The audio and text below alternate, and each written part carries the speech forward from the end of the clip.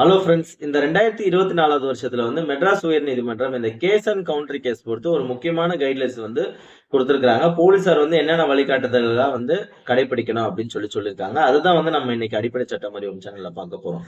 அதாவது இன்வெஸ்டிகேஷன பொறுத்தவரைக்கும் ஒரு போலீஸ் ஆபீசருக்கு 2 புகார் கிடைச்சதுன்னா, அந்த 2 புகார் மேலயும் போலீஸ் ஆபீசர் எஃப்ஐஆர் பதிவு செஞ்சு PSO 566 அதாவது போலீஸ் ஸ்டாண்டிங் ஆர்டர் சொல்லுவாங்க. அத மனசுல வச்சுக்கிட்டு போலீஸ் ஆபீசர் 2 புகாரையுமே எஃப்ஐஆர் பதிவு செஞ்சு விசாரிக்கணும். நடுநிலை தன்மையா 2 புகார்களையுமே விசாரிக்கணும் அப்படின்னு சொல்றாங்க. அதே மாதிரி பாத்தீங்கன்னா, போலீஸ் ஆபீசர் இந்த 2 கம்ப்ளைண்ட்ல ஒரு கம்ப்ளைண்ட் மேல மட்டும் எஃப்ஐஆர் பதிவு செஞ்சு, ஒரு கம்ப்ளைண்ட் மேல எஃப்ஐஆர் பதிவு செய்யாத பட்சத்துல, அந்த இன்னொரு நபர் பாத்தீங்கன்னா 173 சப் கிளாஸ் 4 BNSS கீழ உயர் அதிகாரிகள் கிட்ட ஒரு ரெப்ரசன்டேஷன் கொடுத்துட்டு 175 சப் கிளாஸ் 3 BNSS கீழ மேஜிஸ்ட்ரேட் கோர்ட்ல எஃப்ஐஆர் டைரக்ஷன் கேட்கலாம்.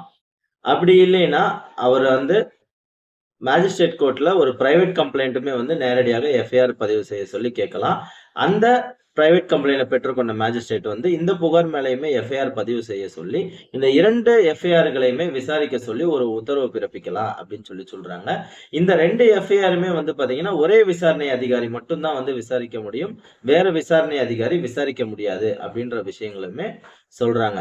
ஃபர்தரா பாத்தீங்கன்னா இன்வெஸ்டிகேஷன் முடிஞ்ச பிறகு போலீஸ் ஆபீசர் ஒரு எஃப்ஐஆர்ல மட்டும் உண்மைத்தன்மை இருக்கு அப்படின்றது தெரியற பட்சத்துல அந்த ஒரு எஃப்ஐஆர் மேல மட்டும் அவர் சார்ஜ் ஷீட் தாக்கல் செஞ்சு நீதிமன்றத்துல பதிவு செய்யலாம் அப்படின்னு சொல்றாங்க. இந்த 2வது எஃப்ஐஆர் மேல சார்ஜ் ஷீட் பதிவு செய்யாத பட்சத்துல அவர் மிஸ்டேக் ஆஃப் ஃபேக்ட் அப்படின்னு சொல்லிட்டு அதை க்ளோஸ் பண்ணிட்டு இறுதி அறிக்கை தாக்கல் செய்யலாம் அப்படின்னு சொல்றாங்க. அப்படி அந்த இறுதி அறிக்கை தாக்கல் செய்யும் போது பாத்தீங்கன்னா இந்த மிஸ்டேக் ஆஃப் ஃபேக்ட்னு சொல்லி க்ளோஸ் பண்ண விஷயங்கள்ல என்னென்ன மெட்டீரியல் எவிடன்சஸ் எல்லாம் கலெக்ட் பண்ணாரு, என்னென்ன சாட்சிகள் எல்லாம் விசாரிச்சாரு அப்படின்ற விஷயங்களையுமே அந்த சார்ஜ் ஷீட்ல இணைத்து அந்த உரிய நீதிமன்றத்துல தாக்கல் செய்யணும் அப்படின்னு சொல்றாங்க. அதே மாதிரி மிஸ்டேக் ஆஃப் ஃபேக்ட் அப்படின்னு சொல்லிட்டு ஒரு கேஸ போலீசார் முடிச்சு வச்சாங்கன்னா கம்பல்சரி அந்த புகார் கொடுத்தவருக்கு RCS நோட்டீஸ் அனுப்பணும். அந்த RCS நோட்டீஸை பெற்றுக்கொண்ட அந்த புகார்தாரர் அந்த விசாரணையில திருப்தி இல்லை அப்படின்ற பட்சத்துல அவர் மேஜிஸ்ட்ரேட் கோர்ட்ல ஒரு ப்ரோட்டஸ்ட் பெட்டிஷன் தாக்கல் செய்யலாம் அப்படின்னு சொல்லியுமே அந்த உத்தரவுல சொல்றாங்க. அதே மாதிரி பாத்தீங்கன்னா போலீஸோட விசாரணையில இந்த ஒருத்தர் தான் தப்பு செஞ்சிருக்கிறாரு, ஒருத்தர் டிஃபென்ஸுக்காக ஒரு தற்காப்புக்காக அவர் அடிச்சிருக்கிறாரு அப்படின்னு தெரிய வர பட்சத்துல அந்த 2 எஃப்ஐஆர்ல யாரு டிஃபென்ஸ் எடுத்தாங்களோ அவங்க மேல எஃப்ஐஆர் பதிவு செய்யாம யார் தவறு செஞ்சாங்களோ அவர் மேல எஃப்ஐஆர் விசாரிச்சு நீதிமன்றத்துல சார்ஜ் ஷீட் தாக்கல் செய்யலாம் அப்படின்னு சொல்றாங்க. அதே மாதிரி பாத்தீங்கன்னா இந்த 2 எஃப்ஐஆர்லயுமே உண்மைத்தன்மை தெரியல, உண்மையை கண்டுபிடிக்க முடியல, 2 பேருமே குற்றம் செஞ்சிருக்காங்க அப்படின்னு சொல்லிட்டு அவருடைய விசாரணையில தெரிய வந்ததுன்னா 2 எஃப்ஐஆர் மேலேயுமே சார்ஜ் ஷீட் பதிவு செஞ்சு நீதிமன்றத்துல தாக்கல் செய்யலாம் அப்படின்னு சொல்றாங்க.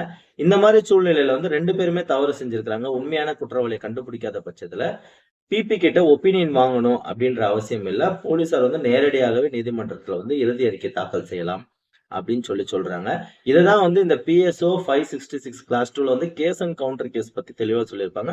இந்த விஷயங்களை தான் இந்த தீர்ப்புலையுமே டிஸ்கஸ் பண்ணியிருக்காங்க, கொஞ்சம் எலாபரேட் பண்ணி கொடுத்திருக்காங்க. அதே மாதிரி இந்த கோஷ்டி மோதல், இந்த வகுப்பு மோதல், அரசியல் மோதல், இந்த மாதிரி விஷயங்கள்ல 2 எஃப்ஐஆர்கள் பதிவு செய்யும் போது பாத்தீங்கன்னா போலீசார் PSO 703 ஐக்கு கீழே விசாரணை பண்ணணும், அதை மனசுல வச்சு விசாரணை பண்ணணும் அப்படின்னு சொல்றாங்க. அதே மாதிரி 2 எஃப்ஐஆர்களிலும் உண்மைத்தன்மையை கண்டுபிடிக்கணும் விசாரணையில, அதுதான் போலீசாரோட டியூட்டி அப்படின்னு சொல்லியுமே சொல்றாங்க. இந்த மாதிரி விஷயங்கள் எல்லாம் போலீசார் கடைபிடிக்காத பட்சத்துல, இந்த கைட்லைன்ஸ் எதையுமே கடைபிடிக்காத பட்சத்துல போலீசார் மீது ஒரு துறை ரீதியா நடவடிக்கை எடுக்கலாம், அவர்கள் மீதுமே நடவடிக்கை எடுக்கலாம் அப்படின்னு சொல்லிட்டு அந்த தீர்ப்புல டிஸ்கஸ் பண்ணியிருக்காங்க. சோ இதுதான் போலீசார் ஒரு கேஸ் அண்ட் கவுண்டர் கேஸ் பொறுத்த வரைக்கும் ஒரு வழிமுறைகளை கடைபிடிக்கணும். கண்ணாபின்னான்னு விசாரிக்க கூடாது அப்படின்னு சொல்லிட்டு அந்த ஜட்ஜ்மெண்ட்ல தெளிவா சொல்லியிருக்காங்க. அதே மாதிரி இந்த கேஸ் அண்ட் கவுண்டர் கேஸ் பொறுத்து நீதிமன்றம் என்னென்ன விஷயங்கள்லாம் கடைபிடிக்கணும் அப்படின்னு சொல்லிட்டு நம்ம நம்மளுடைய அடுத்த வீடியோல பார்ப்போம்.